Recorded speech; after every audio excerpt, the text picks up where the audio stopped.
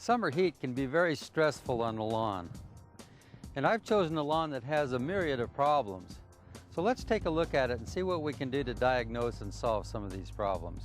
Now, as you can see, we have some areas here that have died out next to areas that are still pretty green. I can take a hold of the grass and pull it out quite readily. That's usually an indicator that we've got a grub called a billbug grub. The first thing I like to do is to cut a square right where the bad part of the grass turns to good. And if we cut this about 2 inches deep, we can just peel this sod back and see if there's any insects working under here.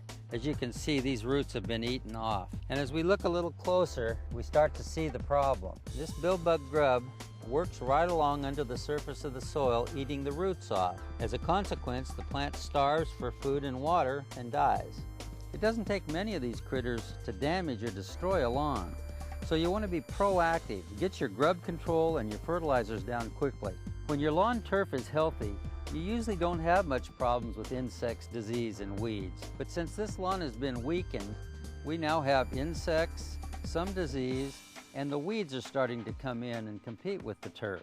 In this case, we have some annual grasses. This particular grass is called a goose grass. These types of weeds are best controlled early in the spring with what we call a pre-emergence control. But if we get this turf healthy, most of those weeds are going to go away anyway. Join me next time and I'll show you how to correct some of these problems in your lawn.